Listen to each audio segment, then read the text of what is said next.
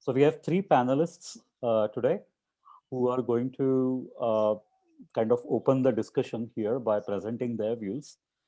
Each of the panelists, as Pranav said, will talk for 15 minutes, and then uh, after the all the three panelists are done talking, you guys can ask questions. Please ask questions uh, by either putting them in chat or raising your hand, and we will take you from there. All right, the first speaker is Dr. Arindam Banerjee. Arindam Banerjee is an associate professor at School of Liberal Studies in AUD. He teaches courses primarily on economic history, theories of value and distribution, and agrarian development. And his research is primarily in the area of agrarian development, colonialism, political economy, food security, and so on. He is a very well published economist and has been writing about many economic issues, including I guess the budgets over the years. So I request Arindam to open the floor. Yeah, thank you, Parag, and thanks to the students for organizing this. I think,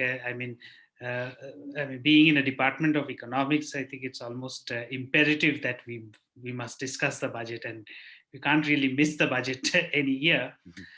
Although, as a caveat, before getting into some of my main arguments, I would like to put forward the proposition before, everybody who's there in the audience, fellow faculty members as well as the students, that, budget figures are merely indications of the intent of the government.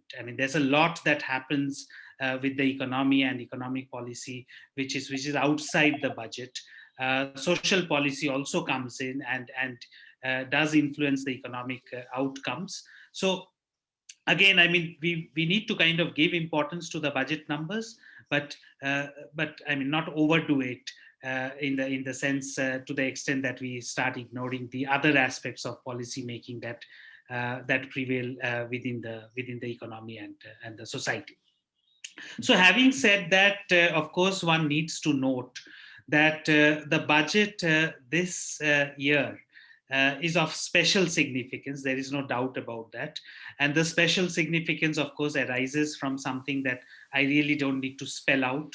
The special significance arises from the fact that this is a budget after the pandemic year. We are still kind of coming out of the pandemic, and this is also, a budget which is being presented after a formal recession in the country, and a recession after a long period of time. The economy has shrunk. Much of the shrinking of the economy is due to the pandemic. There is no doubt about it. The way the pandemic affected economic activities, the way probably the lockdown and the unlockdown was managed, the massive economic disruption that happened as a result of the scare of the virus. So clearly, that's a major kind of context in which this budget is coming. We are now, it seems that the numbers as far as COVID infections are concerned is going down. And therefore, again, there is all this talk about recovery, revival of the economy. So that kind of just adds on to the context that it's a budget which is supposed to take us to the recovery path. Much of the budget speech by the finance minister has also kind of highlighted this, underscored this, and made this clear. I would like to say that apart from this very important context that this budget is being that I've just spelled out, there is also a longer term context to this budget, and probably something that was there to the earlier budget, and that was that India or the Indian economy was already amidst a slowdown even before the pandemic officially kind of hit us. And of course, now we are in a recession, but if you look at some of the official GDP figures and the GDP growth rates, then you find that even in the last financial year, in the previous financial year, the growth rate had already come down to around somewhere around 4.2%. And for the last couple of years, previous to 2020, the couple of financial years, there are at least three kinds of reasons which can be identified, which was leading or which was already causing a slowdown in the Indian economy. The first, I mean, something again which has a long historical time frame, but had intensified over the last, say, 4 or 5 years, particularly since 2016, is a renewed agrarian distress in the rural areas. Post the commodity price boom that existed world over from around 2003-4 to 2012, agricultural commodity prices started coming down from after 2012. And this is something that, of course, did not immediately kind of hit our rural areas or intensified or led to a revival of the old agrarian distress that had set in the late 1990s. But from around 2015-16, you find that, I mean, again, 2014, 2015 were drought years. 2016 was a normal year, but a normal year which was hit by demonetization, strategically placed between the Kharif and the Rabi and the Kharif season, a very important time for farmers, and therefore, in spite of bumper harvest, they did lose out on prices and income. And thereafter, you find that, I mean, again, farm incomes have stagnated. And there is some kind of a rural wages have again become sluggish. In fact, I mean, even exhibiting a very small decline. Prices of commodities have distinctly come down from its earlier levels. And overall, there is a stagnation or decline in the farm incomes. And that, of course, means that large part of your demand for mass consumption goods were already kind of stagnating, disappearing, and therefore causing a slowdown. The second context or cause again is a longer term phenomenon of labor cheapening, where you find that the share of wages or whatever the labor gets within the total value added in the economy has been declining over a long period of time, to the extent that by around 2018-19, we had something like out of every 100 rupees of value added, 1.8 rupees goes to the labor on average across industries. And that again means that the demand for mass consumption goods, the demand for mass manufacturing goods, your fast moving FMCG goods, which are consumed by the poorer sections of the population, is something that's again kind of going down. Apart from these two demand side kind of problems that the economy was already facing, you find that the crisis in the banking sector, particularly in the informal banking sector, the non-banking financial institutions, the NBFC crisis, was something that was again leading to a sluggishness in the supply of credit, and thereby leading to a decline in the growth. So, I mean, this is just to set out the larger or more longer term, deeper structural factors that was slowing down the Indian economy and something that was happening for a couple of years before the pandemic hit us, where now we have been put into a recession. Of course, I mean, the government's projected growth rate is something like 11.5% or more than 11% for the coming financial year, starting from a low base. But also one needs to see as to, I mean, whether we hold up to the, or whether the projected growth rates hold up in the final analysis is something that's yet to be seen. Now, in this kind of a context, one would like to make a couple of points, observations on the budget. The first observation is that the government is clearly operating under difficult circumstances. I mean, there's no taking away from them. Of course, they might try to. I mean, in the budget speech, there might be attempts to, to create more euphoria, to create more confidence in the economy. But clearly, if you simply look at the revenue collections that the government has projected, and when you compare them with previous years, you find that there is a very small, tiny increase in revenue collections.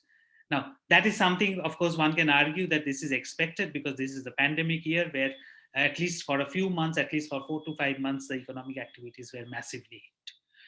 That's a correct argument, except that there is a concern even about the projected figures or the figures that the government has put into budget. As far as the tax receipts are concerned, which stand somewhere around 15.58 lakhs, one can look at the precise figure. If you look at the tax collection that comes from the controller of, the CGA accounts, which is the government's auditor, you find that till around December 2020, that is with 3 months remaining in the financial year, only around 58% of the tax has been collected. So whatever figure you find in the budget, only around 58% of that has actually been collected in till December. And we only have 3 months to collect the remaining 42%. Now, this is a matter of concern, and of course, this is something that the government needs to come out with clarification on what special measures are really being undertaken to ensure that these tax receipts that they have put in the budget is actually collected.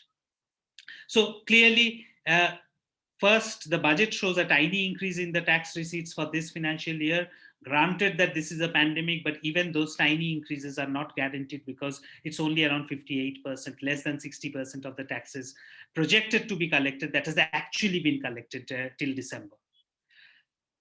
So clearly, there is a possibility that the revenue side or the receipt side of the budget might actually see a real contraction, and which is something that would be at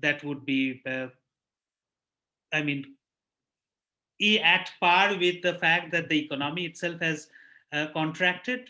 But while the economy has contracted, what needs to be also seen is that wealth at the top end of the economy has still kind of grown at very fast rates, and much of this wealth is financial wealth. The Oxfam inequality report that has come out clearly shows how some of the billionaires' wealth has gone up by anywhere between 20 to 35%. During the same period when millions of people have lost jobs, their incomes have shrunk, and they have fallen below the poverty line. So there was a scope that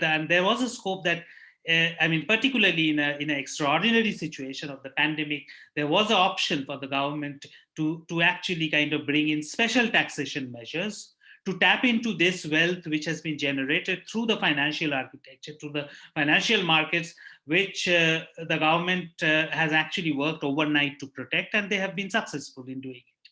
I'll come to that towards the end of my lecture. However, you find that certain announcements that happened before the previous budget, whereby massive tax concessions were given to the corporates, where the effective rate of taxation for the corporate sector came down from around 34.5% to somewhere around 22.5%.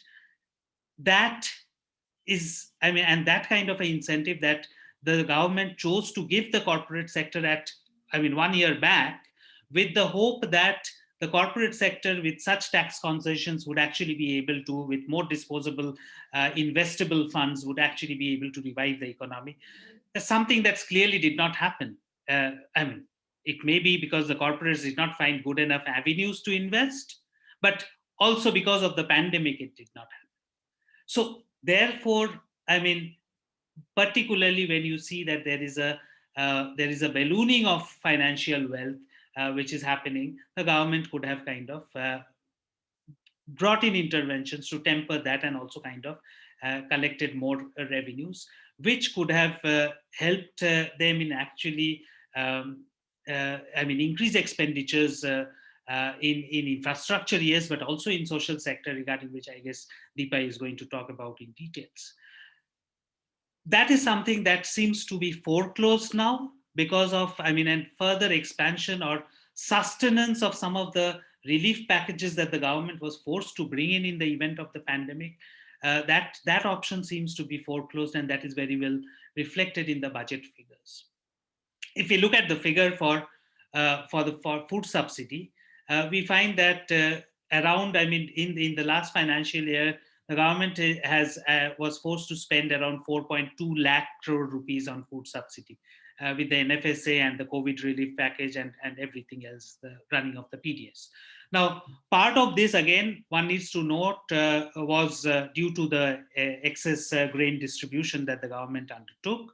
Less than desired, less coverage than what would have been ideal, but nonetheless, it was a significant section of the population. Nearly 80 crores of people, or 800 million people, got some benefit of additional subsidized food.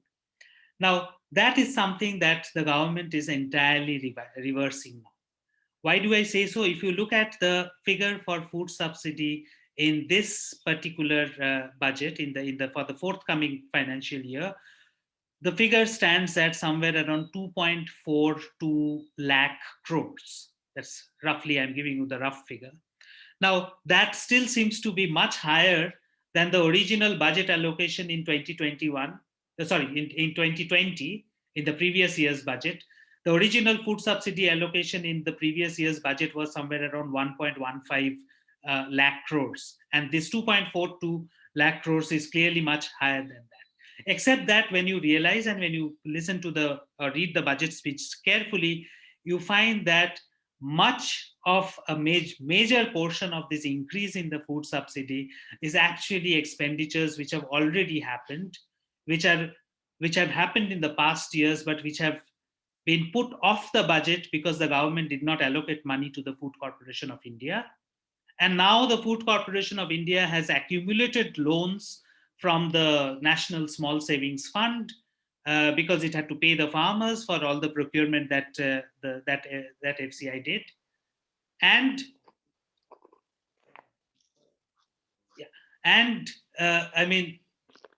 what is the amount of these loans? You find that the FCI by around December 2020 had accumulated something around 1.18 lakh crores of loans. So you take that figure off the food subsidy allocation, the figure comes from...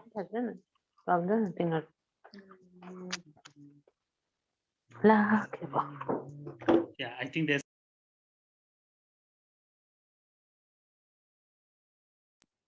Continue. Somebody unmuted by mistake. Yeah. So if we take out that accumulated arrears of the FCI, the accumulated loans that FCI now owes to the National Small Savings Fund, then the actual food subsidy allocation is somewhere around 1.24 lakh crores. And this is, over a period of 2 years, this is an increase of around 9 lakh crores from the previous budget. It's an increase of around 9 crores, really. So therefore, it's not really, so what the government is looking at is a complete reversal or a near complete reversal of the entire COVID relief package that was granted. The same thing you observe with the MGNREGA allocations as well. Something, in the previous year's budget, again, 61,000 crores of lakh crores of money allocated, and that now kind of 61,000 crores of money allocated to MGNREGA, that went up to around 111,000 crores of actual expenditure. Again, understandable because of a massive reverse migration, loss of jobs in urban areas, leading to exaggerated demand for jobs under the MGNREGA. And the government, of course, is legally bound to provide that. So there is a ballooning of expenditure on that front again. And when you see the current allocations, you find that that's come back to the original allocations or the original expenditure that actually happened in the budget in 2 years back. 71,500 crores of rupees were spent on NREG in 2019-20 financial year, and this year's allocation is 73,000 crores of rupees. So again, it's like, completely going back to business as usual as far as support for the poor or the rural population is concerned, and the poor is concerned. So the government under is clearly, as I have already noted, and it's clear from the figures, is under significant fiscal stress because of uncertain or inadequate tax collections. And also, partly because of the disruption in economic activity, but partly also because of its corporate friendly tax policies, where it has given massive concessions to the corporate sector. It has not chosen to tap into the wealth that is being created in the stock market, lest the stock market loses its exuberance. And to conclude this, and we can of course have more discussion, while we find that as far as support, social security, social sector expenditures are taking a hit. Deepa again will speak more about the health budget, something that's very crucial in the context of a pandemic. While all of that is taking a hit, or the government is trying to reverse it to business as usual, back to what was there in the pre-pandemic levels, which also always were inadequate given the existence of poverty and hunger that we see in our country for a much longer period of time. It is clear that expenditures on social security by the government was already inadequate, but the government is trying to fast go back to those pre-pandemic inadequate levels. At the same time, the government, of course, has gathered its energy and its efforts to really kind of ensure that the financial markets do not get hit. And this is something that, of course, a lot of foreign portfolio investments have come in during the pandemic. A lot of money cross-border trade and mergers and acquisitions that have happened, which have boosted the stock market. And that is where most of of the government's energy is concentrated. From tax concessions, corporate tax cuts in the previous budget, the government this time has again opened up or announced the opening up of major financial sectors like the insurance sector and the banking sector to foreign direct investment. And that is something that really one can expect that is going to boost the stock market further. It's definitely going to create more financial wealth because there would be a greater ambit for speculation for finance capital. But it can come with the cost of increasing inequality in the times to come. I think I'll stop there and listen to others, and we can have a discussion later on. Thank you. Thank you, Arindam, for a very thoughtful opening remarks. Thanks for pointing out the continual context of the agrarian crisis as well as recession, which actually predates the pandemic, and also pointing out the reversal of many of the packages, which the COVID package as well as reduced funding for MNGRES. I think those are very important concerns and actually instruments of policy in government's hand, which should have been used much more in a much better way during the budget. So our next speaker is Dipa Sinha. Dr. Dipa Sinha is an associate professor at Ambedkar University, Delhi, and she works primarily on food rights, nutrition and public health, and other social sector issues. She has been a part of the famous Palanpur Village Survey, which is a longitudinal village survey conducted by LSE in collaboration with Center des Sciences Humaines, New Delhi. I have no idea how to pronounce that. She has written extensively on these issues. You would find her regularly publishing on many of the issues in prominent dailies. So, handing over to Dr. Deepa Sinha. Thank you, Parag. So, just taking on from where Arindam ended, firstly, I want to say that I also agree with Arindam that beyond a point, the budget is just a budget. It's an accounting exercise, and it's almost a ritual that every year we then analyze it.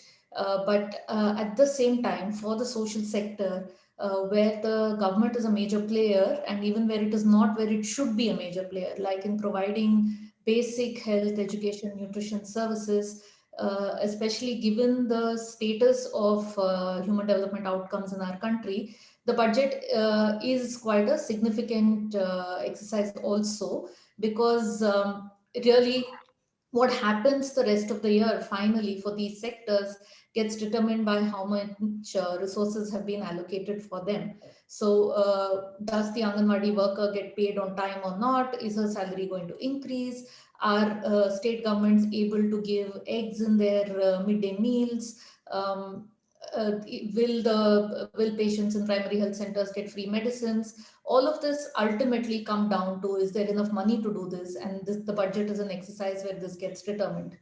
In this year, like Arindam also said, given the whole experience of the pandemic over the last 1 year, and the kind of not just economic distress but also social distress that it has caused, particularly because of the lockdown and the aftermath, there was an expectation that these tools that the government has in its hand, the PDS, the Narega, and the various other public programs that government runs, that these would be used to actually also revive demand in the economy, and at the same time respond to these long pending demands of these under resourced sectors.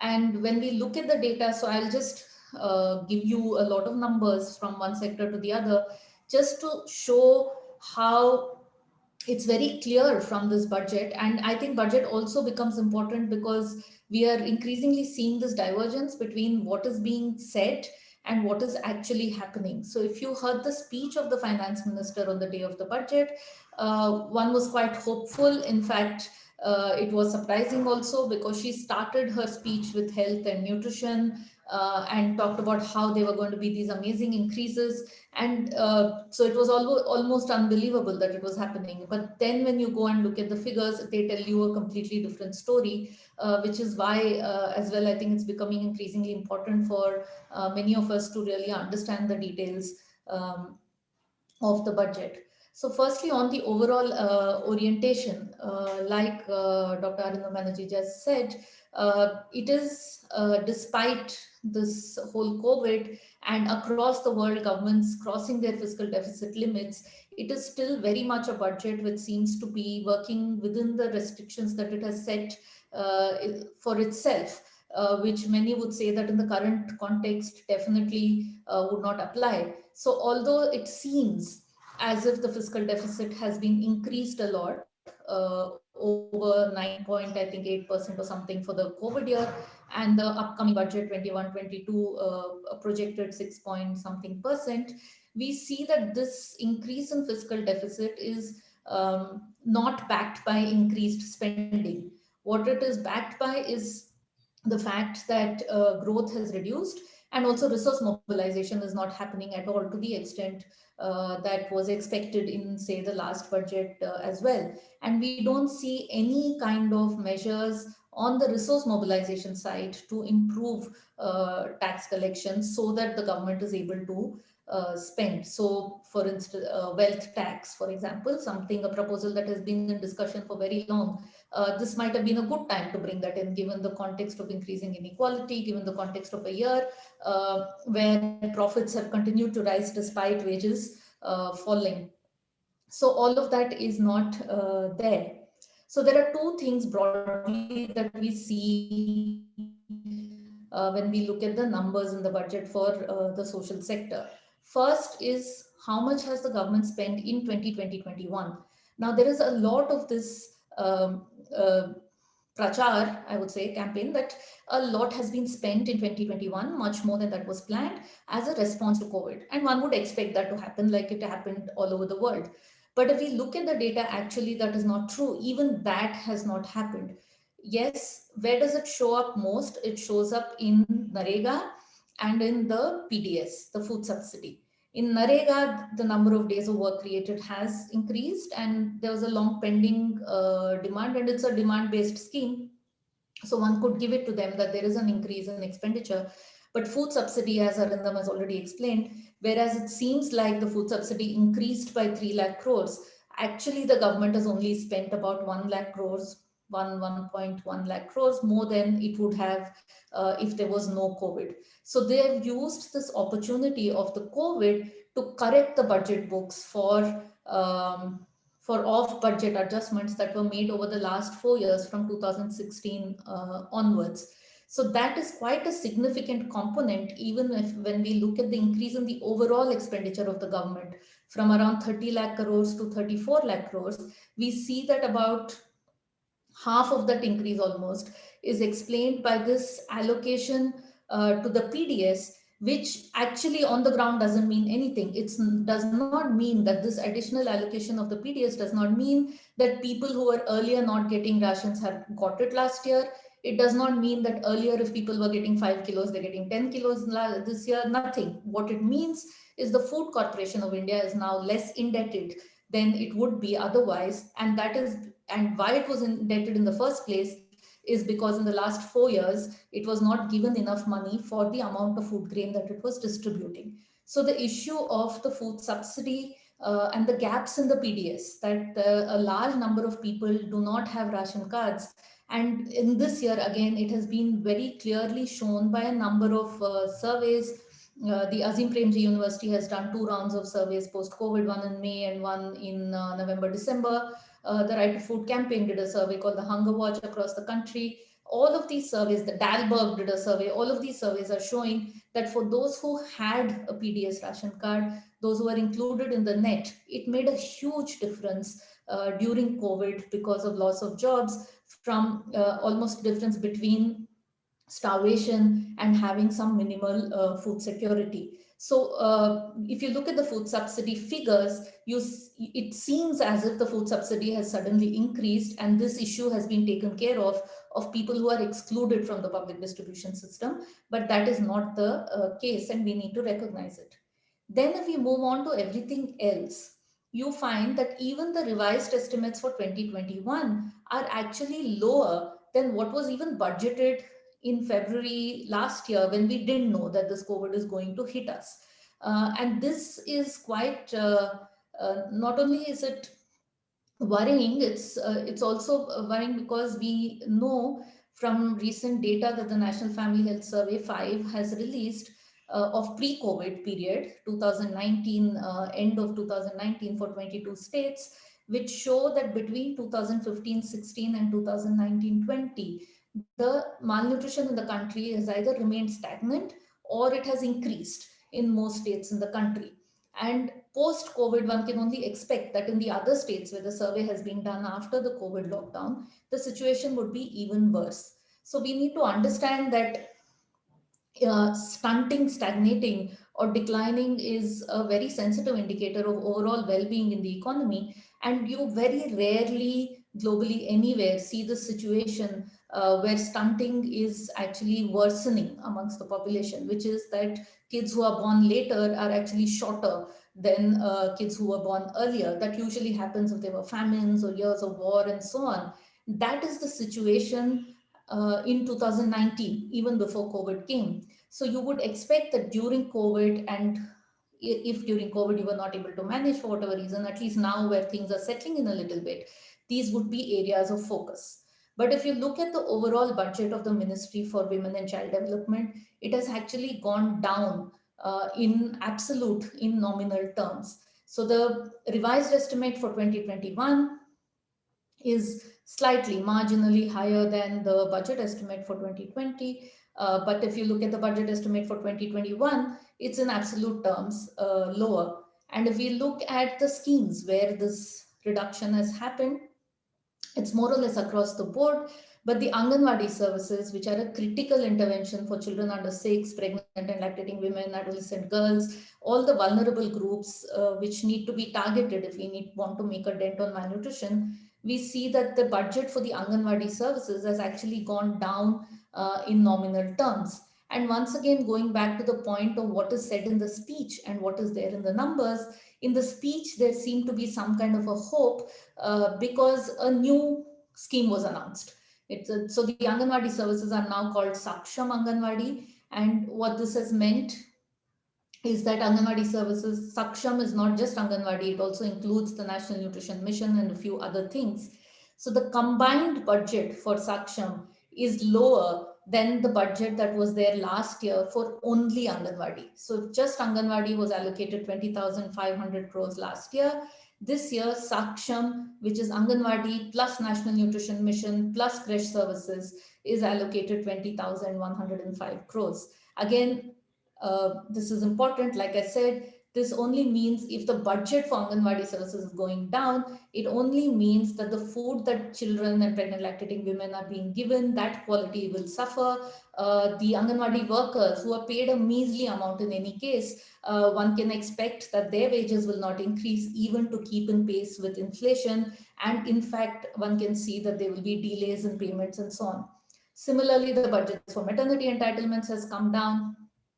The budget for education, where again we know that this has been a year where there are lots of reports again which are saying that with this whole shift to online schooling, inequity in access to digital technologies and so on, we do know that there has been an increase in school dropouts, although we don't know the exact numbers, but there have been many media and other reports which are showing that child trafficking has increased, child marriages have increased, child labor has gone up. So this year one would actually want to see a higher budget for education because these additional efforts would have to be made to bring children back into schools. But overall, the education ministry's budget has gone down even in nominal terms by about 6,000 crores, which is again a huge amount. In the little time left, the most important area where one was quite sure that we would see huge increases in the budget was health. And there were indications that this would happen also in the economic survey, which was released a few days prior to the budget, which has two chapters where it's arguing why public expenditure in health is very important, that there are market failures in health, that no country in the world has as poor public financing in health as India does, and so on. So we expect it, and in the policy documents of Indian governments, it also has a goal of increasing health expenditures by 2025. So we have the national health policy, which aims to increase the health budget to 2.5% of the GDP by 2025. Currently, the health budget is around 1.2% of the GDP. So basically, we need to double our health budget over the next 3 years. So you would then expect that each year, and the GDP is also growing, right? So in nominal terms, by now we should have already doubled the health budget if we are to reach that goal of 2025. So in the speech, once again, there was this announcement that the budget for health and well-being is being increased by 137%. Those of you who followed the media after the day of the budget or on the day of the budget, the tickers in the news channels, this was a big announcement that 137%, which means much more than double, was of course very significant. But then when you look at the details of is there really a 137% increase in the budget for health, what you see is actually the Ministry of Health and Family Welfare, whose budget is counted as the health budget, and which is what should be 2.5% combined state and center. The budget for this ministry has gone up only by 10%. And the budget for 2021-22 is actually even lower than the revised estimates for the ongoing year. So what does this announcement mean? In the annexure to the speech, there is a breakup to the announcement, and there we see that once again there is this playing with words where actually there is no increase in support to health. The increases basically come from a 35,000 crore allocation for COVID vaccine, which is obviously a one-time expenditure, which is not going to strengthen the health system, and also a huge increase in the allocations for water and sanitation, which in itself is desirable. We do need to move towards providing tapped water across the country, but that cannot be shown as an increase in health budget. And technically, there is no error, because if you look at the speech carefully, it says increase in the health and well-being budget.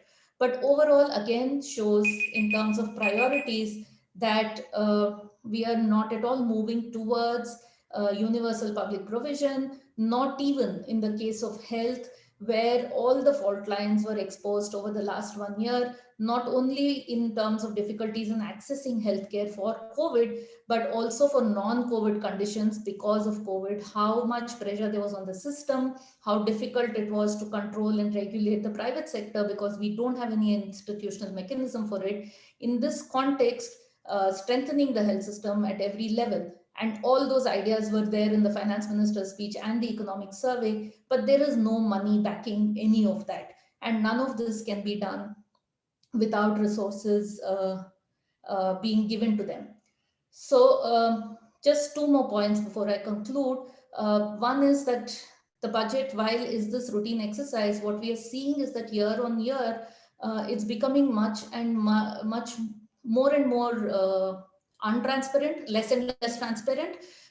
So like Arindam talked about the revenue generation, the same CGA, if you look at the expenditure as well, and if we compare it with the revised estimates, it seems as if there is a plan to spend 1/3 in these last 3 months. How is any government going to spend 1/3 of the budgets in just January, February, March? That's not possible. So we know that what is actually being spent, even the little increase that we see this year after adjusting for PDS and all that, is probably no increase, which we will know only after 2 years when the actual expenditure comes out.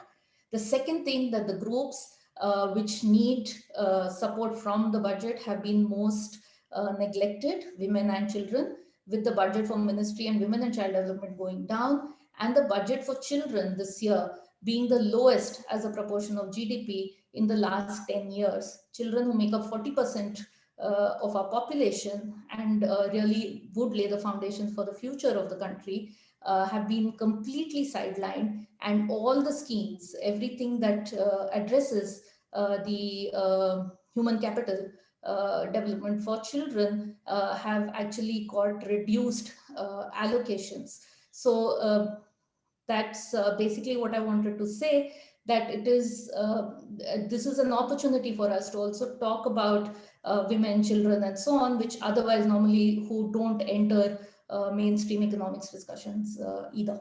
Thank you. Thanks a lot, Deepa. It was a very illuminating discussion, and I think the points that you made about the vast difference between what is being said in words and what is actually in data in the budget statements, there seems to be a large contradiction there, where actual spending has reduced, or the allocations are not really in place where they should be. And I think it was very important that you pointed out about the lack of emphasis on women and children. I think in any developing country, it is true that the burden of any harsh economic adjustment is borne disproportionately by women and children. And especially, so therefore, in this crisis, they would be the most vulnerable. So that should have been taken into consideration. Thanks again. So our next speaker is Dr. Satyaki Roy. Dr. Satyaki Roy currently works as an associate professor at the Institute for Studies in Industrial Development, New Delhi. He has a PhD from University of Calcutta. He has worked on various projects sponsored by ICSSR, Planning Commission, Government of India, Department of Science and Technology, etc. His current areas of research include global production networks, its implication on the process of industrialization in developing countries, and an emerging nature of global hegemony in context of globalization. So over to you, Dr. Satyaki Roy. Okay. Thank you, Parag. Uh, Thank you. Being the last speaker, I have the privilege to skip many of the important points which Dr. Arindam and Dr. Dipa has mentioned. So let me see what I can add to this discussion. First of all, I would say that I was little surprised this time. Once you go through the budget, and before that, if you go through, if one goes through the economic survey, the Economic Survey Volume 1 is basically laying down the perspectives and the nodal points which the government considers to be important in addressing the current state of the economy. The Volume 2 gives a glimpse of the state of the economy, the performance indicators, and so on. Now, what I found surprising this time, if one goes carefully through the Economic Survey Volume 1, it passionately argues many of the propositions which the heterodox economists were persuading for quite some time. And I will mention three or four of them, and on that perspective, we need to see the budget. Now, it argues that in a situation of recession, of course, both the speakers have mentioned, and we all know that this is a budget which was placed in the backdrop of a health-led pandemic and recession. And it is an abnormal situation for the past 9 months. And IMF's estimate is that the contraction for the whole year would be around 9 trillion US dollars, which is equivalent to the sum of GDP of Germany and Japan. So in case of India also, of course, the budget was to be placed in this abnormal situation. And the Economic Survey Volume 1 says that this is the time where counter-cyclical fiscal policies are very much needed, because the expenditure, what you make during this time, if you spend 1 rupee, the multiplier effect in during this recession would be much higher. So counter-cyclical fiscal policies are much more effective during recession, and that is being argued. The second point, which is argued, is that look, India has a large share of young population. It has large amount of unutilized capacity. So no need to assume that the savings is fixed, and if the investment of the government increases, it will not necessarily crowd out private investment, rather it will crowd in. So government investment need to be increased. The third important proposition that is put forward is that there is no link in case of India, and it is statistically argued that with a lot of econometric exercise also, that there is no such link between India's growth and performance indicators with the ranking provided by the sovereign credit agencies. So we need not have to bother about the rankings which the sovereign credit, international credit agencies give to us, and we should basically try to increase our growth in ignoring the fact what they put our ranking in different years. This is also quite significant. It also argues that the debt GDP ratio in case of India is within comfortable limits. It is sustainable because the difference between the nominal interest rate and the nominal growth rate, which is the interest rate growth rate differential, which is quite higher in case of India. Since the growth rate is higher than the interest rate, this difference comes to be negative. And in case of India, it is around minus 3.9. In case of China, it is minus 7.8%. In case of US, it is minus 0.1%. So that way, we are in a much comfortable situation regarding debt to GDP ratio. It also says in the second volume that our forex reserve is in quite a comfortable situation. We have around 586 billion US dollars foreign exchange reserves, which is equivalent to our 18 months imports. So if one reads these first two volumes of the economic survey, The policy which is being suggested, which is being implicated through this discussion, is basically expenditure has to be increased. It needs to be increased because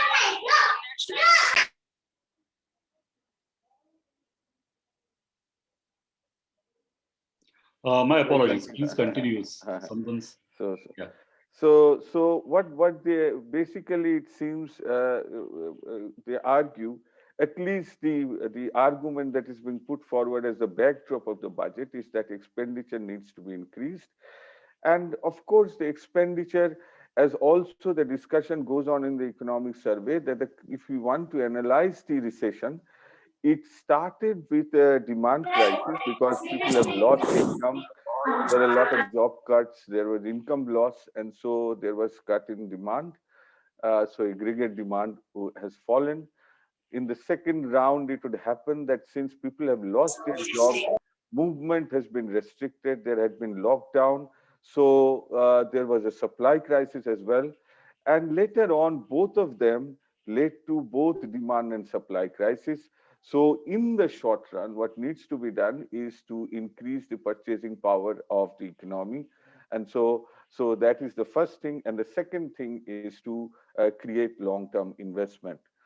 Now, I would say that this, if we see the budget in this perspective, first of all, I would say that if we remember Prime Minister's statement before the budget, where he says that it is nothing but a part of the series of the stimulus package which has been released during this period of time. So basically claiming that we have done a lot in order to increase demand in the economy.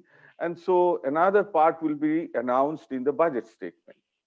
But what actually has happened is this, that if you see the stimulus package, everyone knows by this time it is quite clear that if you see the above the line measures which is being reflected in the fiscal budget or the fiscal statement in the budget, it is nothing but 2.2% of the GDP. If we see the below the line measures, which is basically the loans and the liquidity injections by RBI that has been done in the stimulus package, it was 5.3% of the GDP. If we consider the non-health stimulus package, it is one of the lowest in the world. In case of India, it is 1.6% of the GDP. In case of Brazil, it was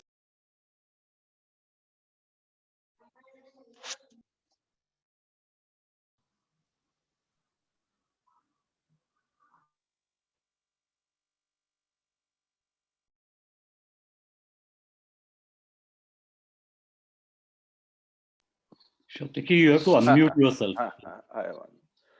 So what has already been discussed, that this stimulus package, what the Prime Minister might be saying or was intending to say, that we have done a lot of stimulus during this period and a small part would be declared in the budget. Actually, the stimulus package was very low compared to what has happened even in developing countries. Now, if we consider that in this budget, there was no relief package has been declared, no stimulus has been declared in this budget, and this was quite applauded in mainstream media. In media, what happens that if you declare an enhanced expenditure on MNREGA or or health or other kind of food for work kind of scheme or any kind of welfare measures, it is considered to be doles. It is considered to be something as if you are spending money for nothing. But if you give doles to the corporate, it is considered to be a developmental step. So this time it was applauded because the stimulus packages which were discussed earlier, nothing new has been discussed in this budget. Although the government says that the total expenditure needs to be increased, as Arindam and Deepa has already mentioned, that the total expenditure, if one says, of course, in absolute terms, it has marginally increased. But if we consider the inflation rate, which is around 4 to 5%, in real terms, the total expenditure that is being in the budget papers is less than what it was in the revised estimate for the last year. I'm not going into the question of different sectors where this cut has been proposed in the budget, because Dr. Deepa has mentioned in detail. But what I would also like to mention that in this discussion, in this budget proposal, what has also been mentioned, and it has also been a lot of discussion in there in the mainstream media, that this is a V-shaped recovery we are assuming, and this is going to happen because the lockdown has been withdrawn, and so economy will come to its pre-COVID situation easily. And perhaps this is the assumption that the government also holds, because the figures which has been suggested in this budget regarding expenditure in other fronts, it perhaps assumed that just withdrawing the lockdown will bring back the economy in pre-pandemic situation.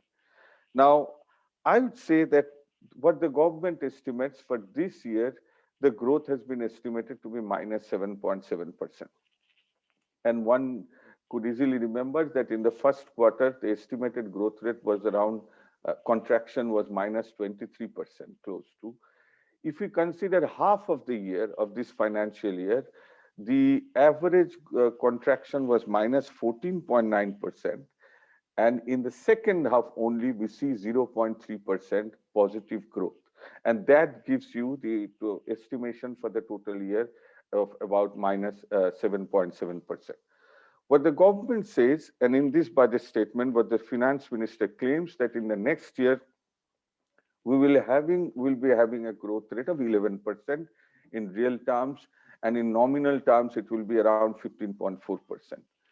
Now, this 11% growth rate, it is assumed that just because we have withdrawn from the lockdown, so economy would be put in its earlier order, and so we can easily get the revenues and we can increase the expenditure, and by that process, the economy will get back to its earlier position.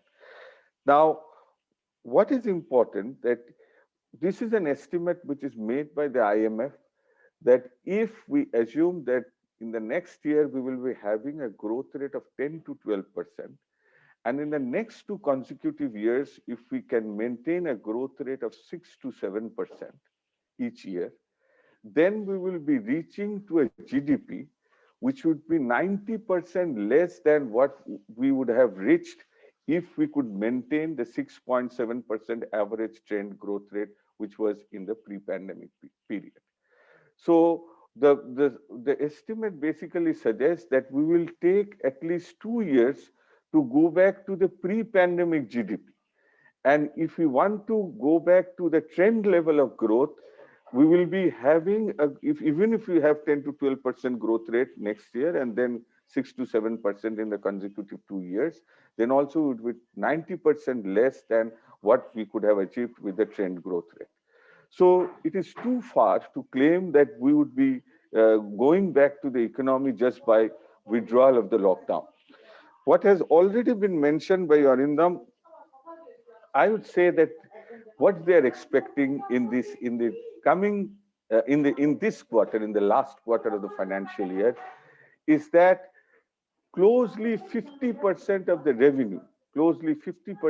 revenue, would be realized in the last quarter. Now, one can say, of course, there was a lockdown, so there is a pent up demand. People would be buying more during this period. But at the same time, there is in a situation of a recession, and that has also been discussed in the economic survey, that you can have a situation of hysteresis in the sense that people who have lost jobs, there is a loss of skills, not necessarily those who have lost job immediately would be again recruited once the lockdown is being withdrawn.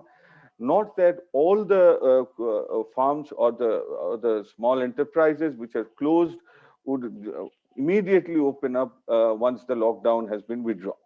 So there is a process by which the gap continues to remain with the trend growth rate, and you need particular policies targeted to address this problem. But what seems to be government's assumption is that withdrawing the lockdown would bring back the economy to the similar position. And here I would say the assumption of this close to 50% revenue realization in the last quarter is based on this assumption. Then economy was like that, what it was in the pre-pandemic situation. It is just waiting for opening the gates, and once the gates are being opened, it will function as it were earlier. It also assumes, if you consider the non-tax revenues, the government is banking largely upon disinvestment. Now, this was also budgeted in the last year's budget. Also, the government's estimate was that they would be earning 2.1 lakh crore from disinvestment of public sector enterprises. And what has happened that they could only mobilize 1,500 to close to 15,000 crores till January 2020. But the budget figure shows that they are assuming that they would be able to mobilize around 32,000 crores in non-tax revenue at the end of this financial year. So basically what they're assuming that 15 to 16,000 crores would be mobilized through disinvestment and other means. The target is primarily to disinvest BPCL and Air India. BPCL is the second largest oil company in our country, having a market share of around 22%. It is a profit-making oil-producing company, but they want to sell the around 58% of the share to Vedanta, who has brought oil fields in Rajasthan, and they want to sell the share to these private companies. Now, one point, and this is the last point I want to mention, that also Deepa has mentioned, that it apparently looks like that this government has increased the fiscal deficit, which is around 9.5% of the GDP, which they are committed to reduce in the second year, in the next year, and they want to reduce it to 6.8% of the GDP. The point is that even if it appears that the fiscal deficit is increased, it is basically because of the non-realization of the revenues which was being budgeted. And if you see that in the last year, they could make up with, they could earn some income and can generate some revenue, despite the fact that in terms of direct tax, there was a 90% less realization of corporate tax during the first 8 months of the financial year. So in corporate tax, what was budgeted, has been realized is 90% less than what it was budgeted. But the earning or the revenue which saved the government during this period is the revenue which is earned from excise duty, which is by raising revenue from petroleum and petroleum products. So around 48% increase in revenue through excise duty if you compare with the last year. So what they did, and they are also trying to do the same strategy in the next year, that look, you don't increase the corporate tax because it hurts the rich.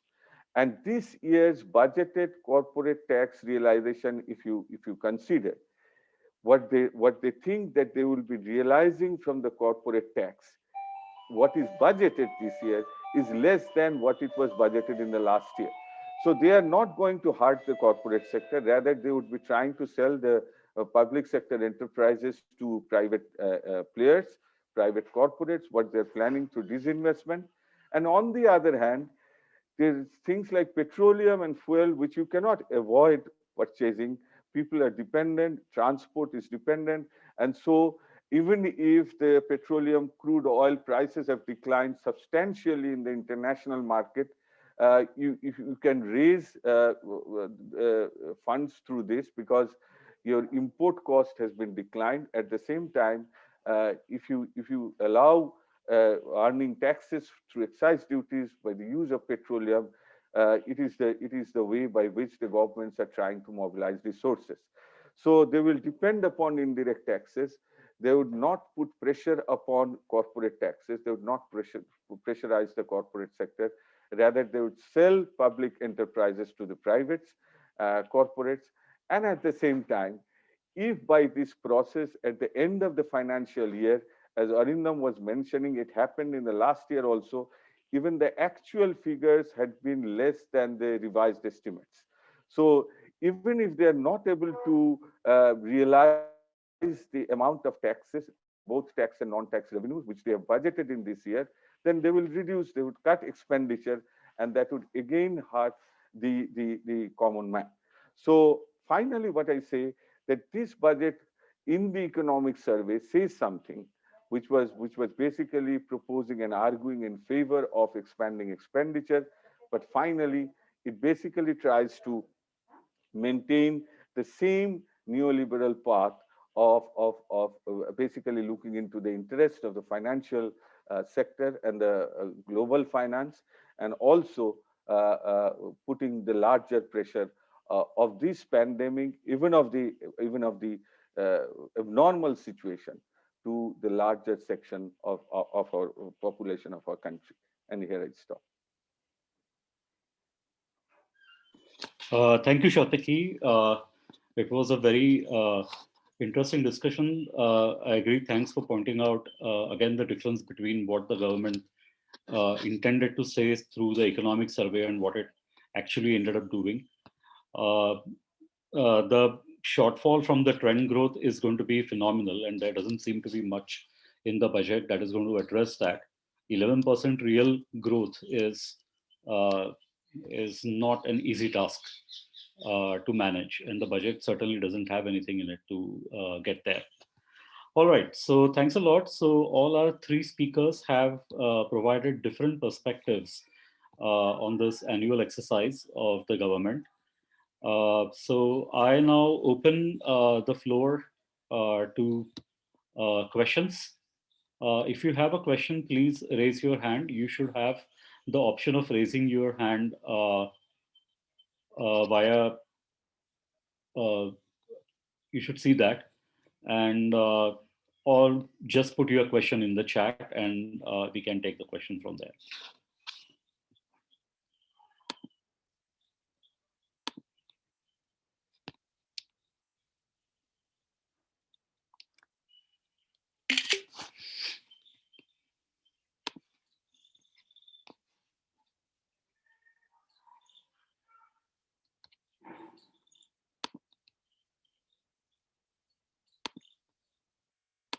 All right. As people think about their questions, I guess I will ask. One of the questions that I had was like the pandemic affected the migratory labor uh, uh, like really adversely, and now I guess as the economy is going to go back, uh, pulling out of the pandemic and pulling out of the lockdown, these people are going to come back again. So, I mean, any of you, so this is kind of a question to all three of you. Did you find anything which was very concrete in terms of how to handle this phenomena? Because even though this crisis uh, kind of revealed the fault lines, it still remains that these people have to migrate because that's the only way of kind of raising their incomes. So, did you find anything that was in the budget that would ease this process or improve their well-being in this process? So that was my question. Sorry.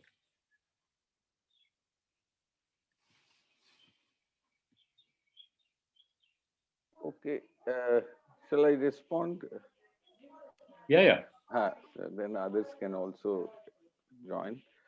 See, what I think that for the migrant laborers, uh, still now there is no data which is showing that they are coming back in big numbers. Of course, there is some study which shows that people are choosing alternative occupations, particularly in rural India. Because if you see the larger section of non-farm employment that has been created in the past 3 decades in India is basically in the construction sector. Of course, this government has suggested that there would be a rise in capital expenditure and investment on infrastructure, which may create some new jobs again, and that may pull the laborers once again from rural India to urban India. But that is a medium-term thing. Immediately, I am not very sure, because one thing that they would not provide employment in the rural India who have gone back. So the wages that are being received, that is not satisfactory for most of the workers who would be working in Gurgaon and Delhi and other metropolitan cities. But they are also having this trauma, the way the cities and these urban centers treated them during period of crisis. So this is what one can say, that recession also has its own pattern of hysteresis. In case of India, this would also create some, it is a blockade to bring back the economy in its previous position. So I don't think that immediately they would come back. Of course, given the wages that they're receiving and the opportunities that are still available in the urban centers, they would be pushed back once again to the metropolitan cities. But some studies show that they are also looking for self-employed occupation, small business in the rural villages in order to earn something. That's what I can add to this. But what the government in this budget, only thing they have said, that they would introduce a PDS card, which can be used throughout the country. Nothing more than that for the migrant laborers. Thank you, Satyaki.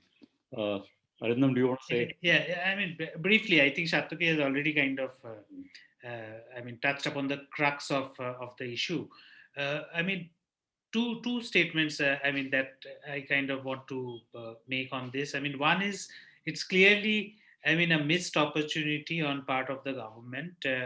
As far as this budget is concerned, to really come up with a policy for migrant labor in the country. This migrant labor. The whole question of migration, particularly internal migration, was largely invisibilized within policy making circles, within the mainstream discourse, and the pandemic kind of brought it out. The whole, the entire kind of the process of migration and the vulnerability of the migrant workers across the country. This would have been an opportunity to actually come up. Again, the first, what we need to understand is that the rural areas are not going to be able to absorb this huge number of migrant labor, and already a certain section of the people have already come back, because it's anyway. In the villages there was a major stressful kind of situation. At the same time, I mean. It's not only the question of how the cities treated them, which of course is an issue. There's a psychological trauma about the exclusion and the whole collapse of all kind of support systems, and the long walks back home.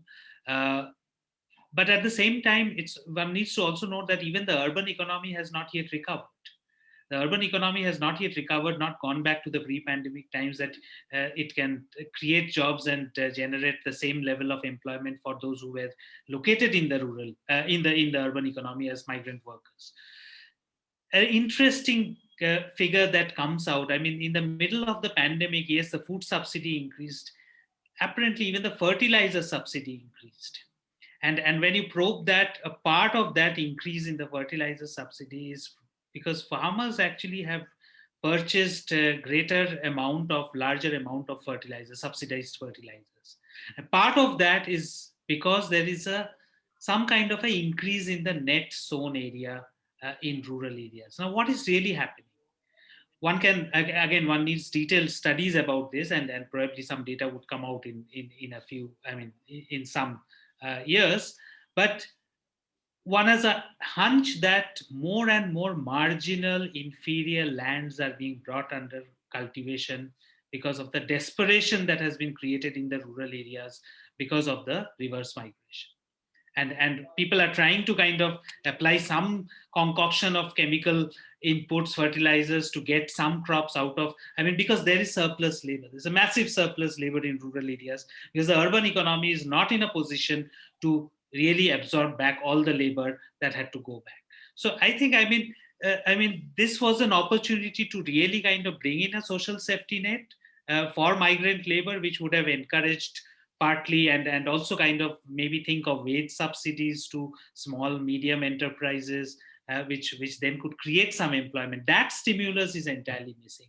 And without that major stimulus, I think that Satyaki talked about, the whole multiplier effect, I don't think, this thing can be really addressed. The whole question of rural-urban migration. Right. Thanks a lot. Deepa, do you want to say something, or should I go to the questions? You know, I just wanted to add one point. I completely agree, and they've answered it. Just two things that were, one thing that was missing is that there were all these proposals and discussion around an urban employment guarantee kind Right. of program.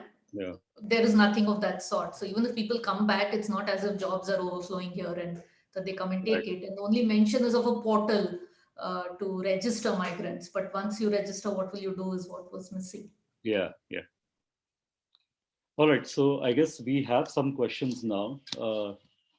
So the first question is from Parminder Singh. He basically asks that what are the options that the government has for generating revenues to be able to spend on welfare? I guess, I mean, either of you can respond. Uh, Given that you guys talked about, I think, shortfall in terms of revenue generating mechanisms. So, are there any options that you could suggest that government could have tapped in? Let me see if there is one question about MSME. What measures can be taken up by the government to revive the MSME sector? Uh, yes, I guess let's have these two questions, and then I'll go to the other questions. Can I say on the tax, options? Yeah, please. So clearly, I think, I said it during my original submission as well, that there's been a significant bull run in the financial market, and the wealth created there needs to be taxed. I mean, where is the government going to get revenues? One option is, of course, to borrow. But given that the government is really in a bad kind of a tax situation, you can still borrow in the middle of a pandemic. I mean, there's no problem with borrowing. In fact, the government should borrow because the multiplier effect will be very high during a recession. And that's one option. But at the same time, the other option is also, because eventually you'll have to pay back those loans, and therefore the government should also kind of think of something like a financial tax, tax on financial markets, to tap this excessive kind of wealth generation, that is speculation, that is happening. That's going to temper the markets, and it's also going to prevent the entire economy from an impending meltdown that might happen. The financial market at this point of time has no connection with the real economic indicators, and that's a dangerous thing that we are living in. Should we go to the next question, unless Satyaki or Deepa want to comment on this? Okay. Regarding this revenue thing, I think Arindam has mentioned in his presentation also that one is taxing the financial income. The other thing, one increasing the revenue, basically requires increasing income. And so you have to, first of all, put money in the pockets of the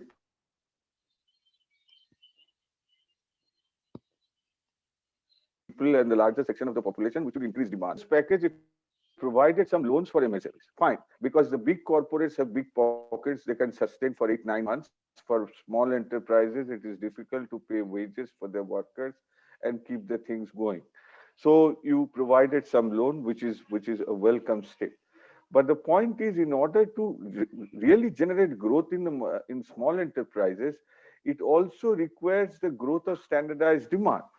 Now, if that is not the case, then even if you provide loan, the credit takeoff has not actually increased during this period for the small enterprises. You provide them loan, but what they will do with that loan if they do not get enough people to buy their products? So I think that one, of course, these supply side measures are required in order to uh, put them some money so that they can keep going.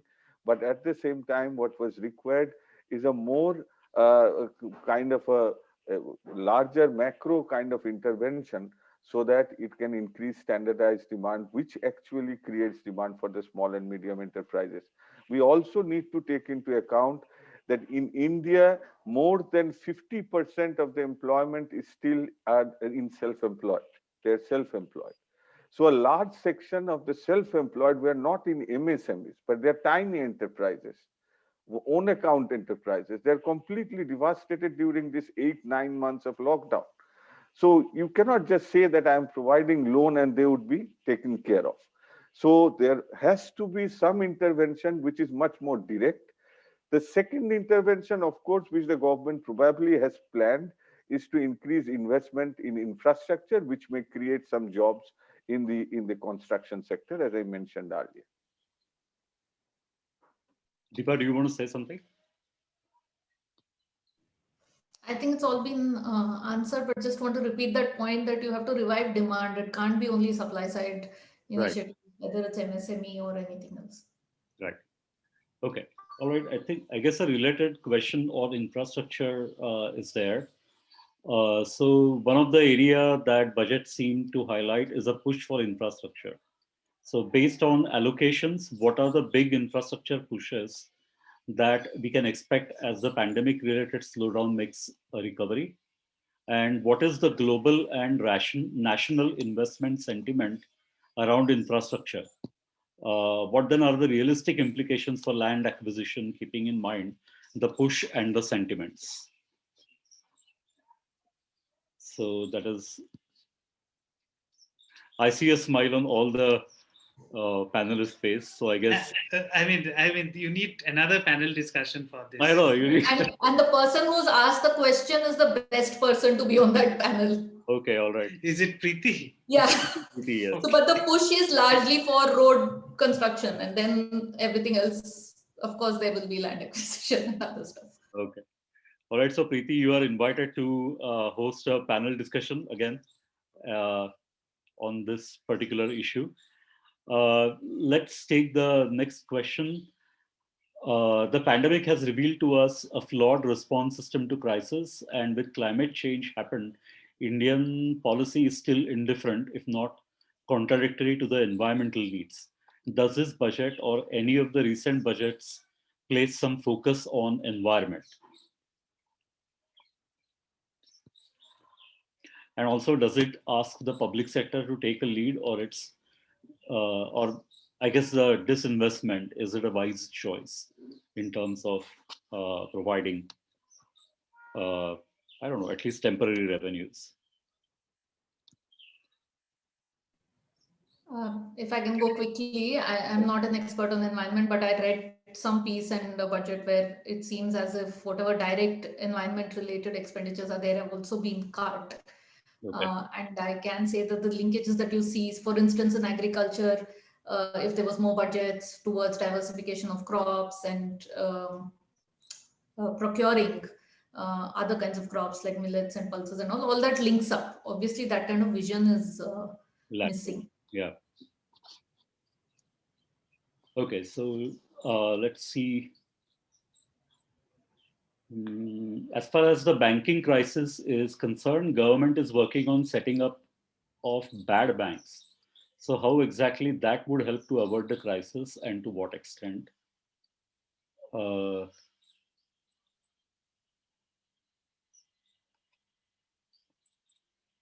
I guess in general, what is the take on the implications of on the financial sector in general? I am not sure what do what do we mean by setting up of bad banks? Can I just kind of share some reflections on that? I mean, on the banking thing, as well as the earlier point of Preeti on the infrastructure thing. I mean, if you just kind of think, if you look at this whole question of the banking crisis, again, what is the banking crisis really?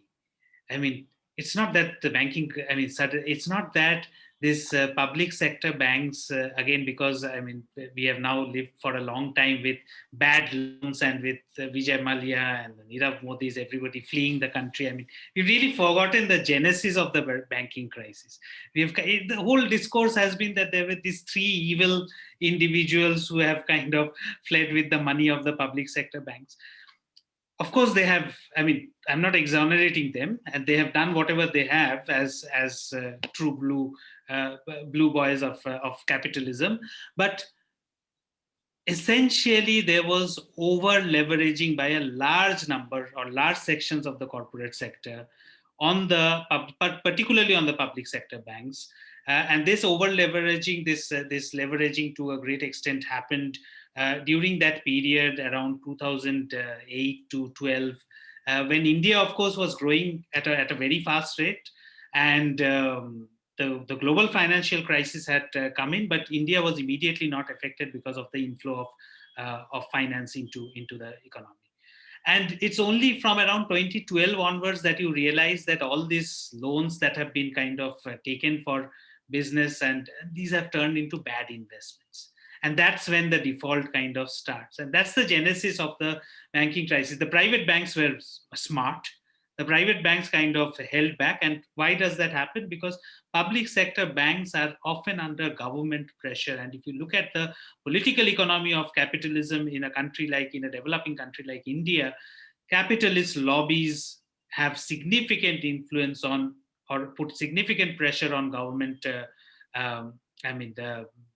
governments to allow the bad loans that public sector banks take. So it's not that the public sector banks uh, are inherently bad, and therefore you kind of need to bring in these new norms for banking and declare the bad banks and good banks.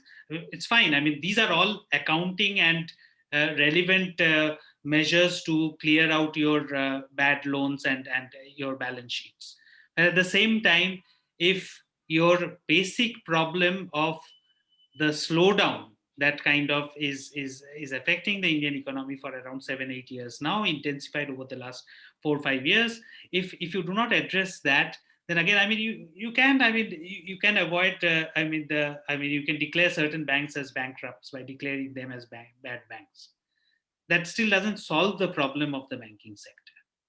I mean, the whole problem of credit and trust, the lack of trust lending, that's not. And this is again something that's related to the whole, push for infrastructure. Again, infrastructure is always a favorite kind of investment push for the economy, particularly for right-wing governments. I mean, we have seen it for ages that roads and railways are always the favorite kind of area. Fine. I mean, again, there's no problem. I mean, if the economy revives with large-scale infrastructural expenditure, I mean, nobody can quarrel with that, except that it might create certain inequalities. The social sector expenditures might suffer, and that's not necessarily a good thing. The economy might grow. The society may not necessarily recover. But at the same time, will the economy also grow in a situation where there is a lack of trust? There's a lack of trust in the credit market. I mean, what about the financing of that infrastructure? It's not something that the government can alone do. Again, much of the financing of the infrastructure that the government is planning to do is based on its divestment projections. And those disinvestment projections, again, depends. I mean, it really depends, whether those will be realized, that you will have this push, and the banking sector or your infrastructure is all going to kind of lead a recovery only when there is a larger addressing of the stimulus problem, the aggregate demand problem. And that's not going to happen on its own. Correct. There's a question, I guess, which is about the material that Deepa talked about. So it's a question from Aishwarya in line with what Deepa ma'am said about the social sector. Estimates suggest that the gender budget has actually shrunk by 26%. Isn't this counterintuitive given the disproportionate effect that COVID has had on women? To what extent does this budget address this issue?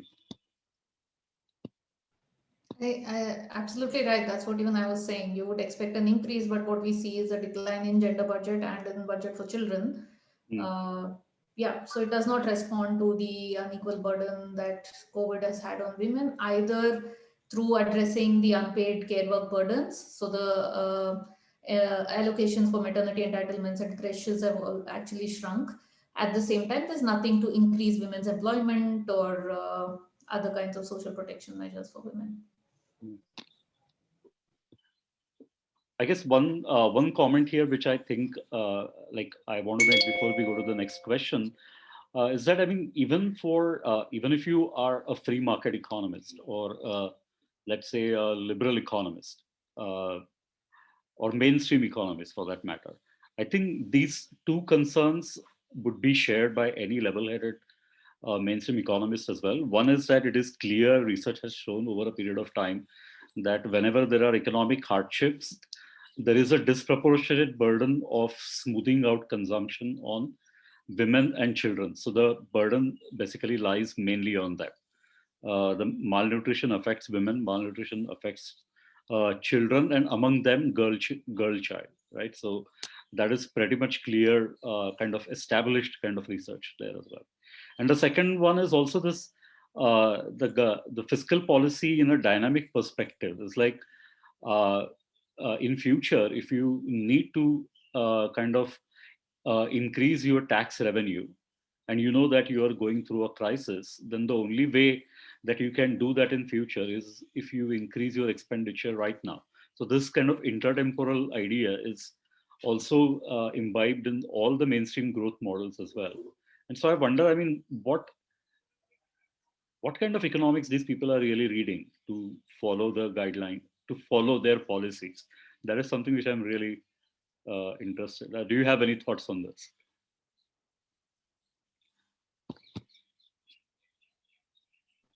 I think it's something we're all wondering. No, this is one of those rare occasions where you see everyone calling for more spending, Yeah, and it doesn't come. There is, I mean, nobody can come up with anything, and in this situation, governments need to spend. yeah, And with that kind of consensus, if we still don't do it, it's really, yeah, we don't know what economics, but we know which class is being catered to. I mean, the stock prices are increasing, no? right. Yeah, yeah, correct. Okay, all right. So let's go to the. All right. So given Shatadru has a question, given the situation we find ourselves in, there is an urgent need to universalize the PDS. However, this government is not willing to do this. What could be the possible reason behind this?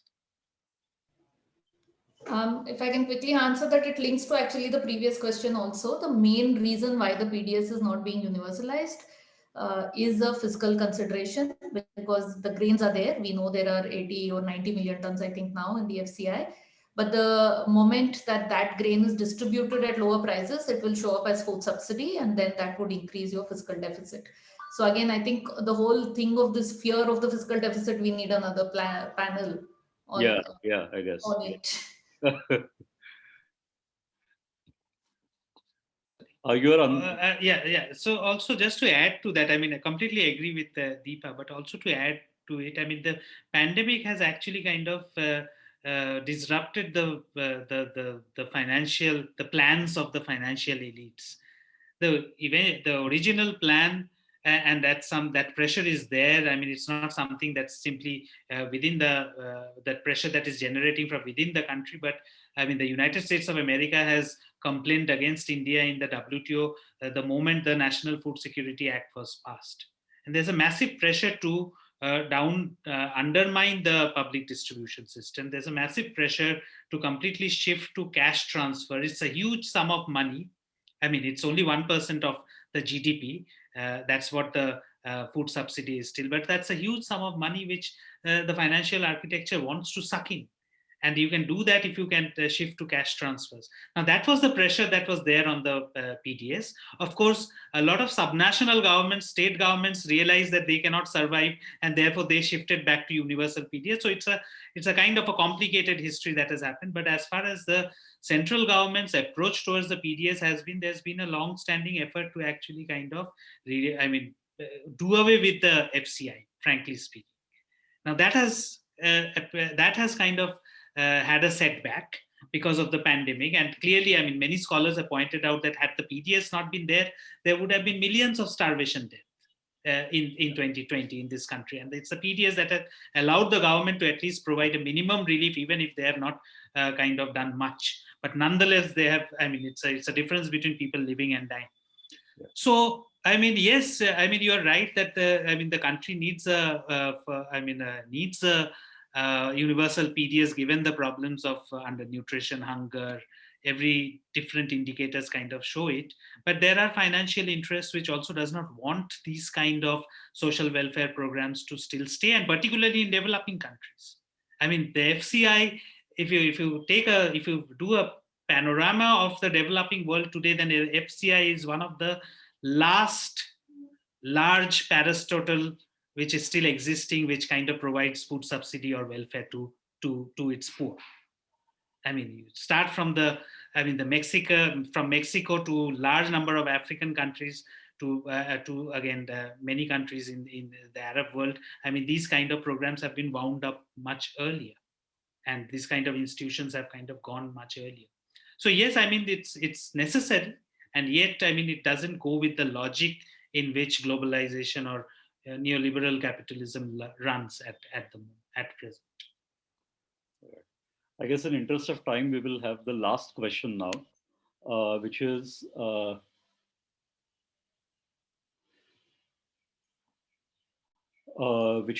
about disinvestment again. I mean, I guess is it pragmatic in the long term to disinvest in profitable and well-managed companies by the company? What is the global experience? Sorry, well-managed public sector companies. That is the question. So if you have some thoughts on it.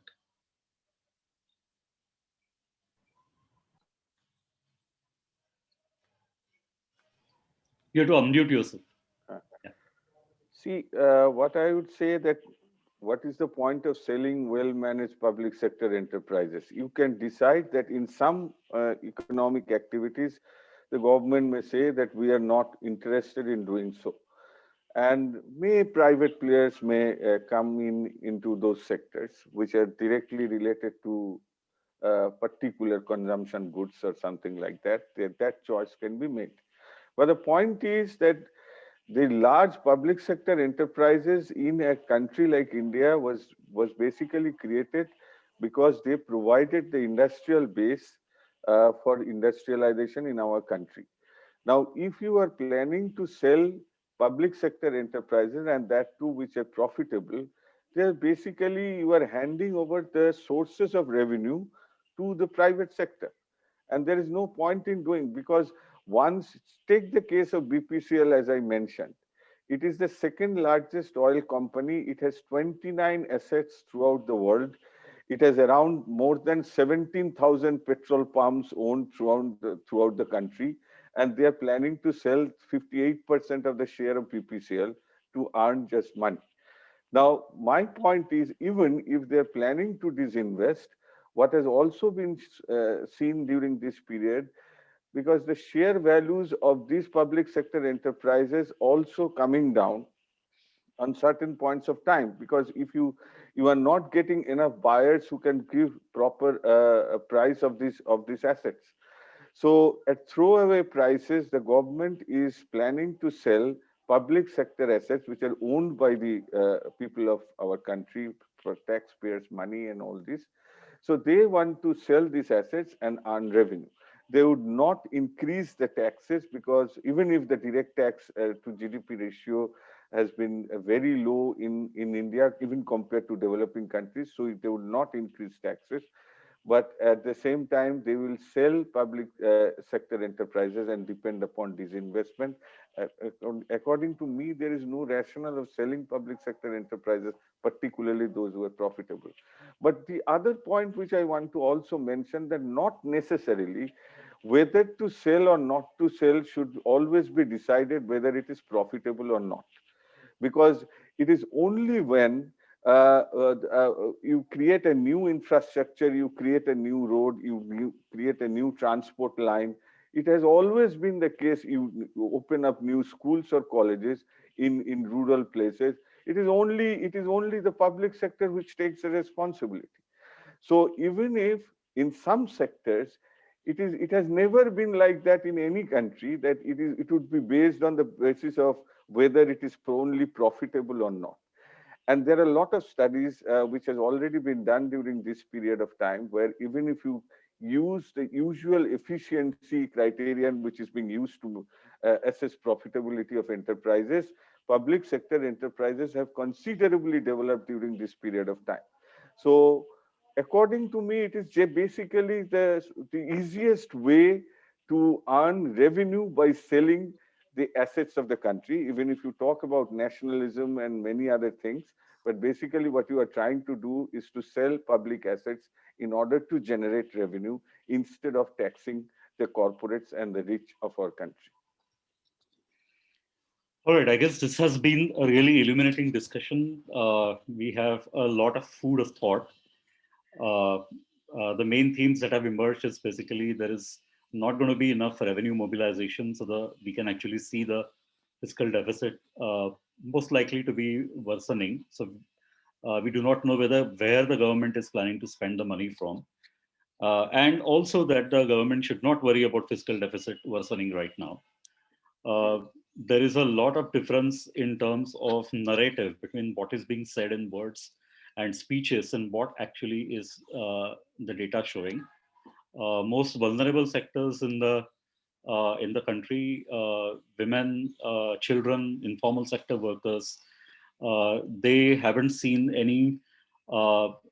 They are actually going to experience a decline in the regular expenditure that was being made up until now, and no new policy initiatives in their place.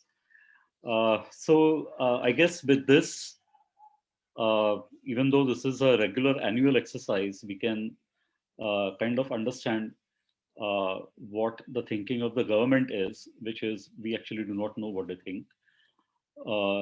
But this has been a really good discussion. We will upload the video of this particular session on YouTube. So hopefully, and I'll send you an email so you guys can also share it amongst your friends via social media. So thanks a lot. I thank you all the Economic Society students who have taken immense efforts to actually put this panel discussion together. Thanks, Deepa, for actually for suggesting this to be in first place. So we wind this another online event for the AUD economics faculty. Yeah, thanks Parag for hosting this. Yeah. Yeah. Thank you, Yeah, Parag. thank And you. thanks. Yeah. Thank you. And to the Economic Society students. Thank you, Satyaki. Thank you. It was great having you. Yes. Bye. Okay. Bye. Bye.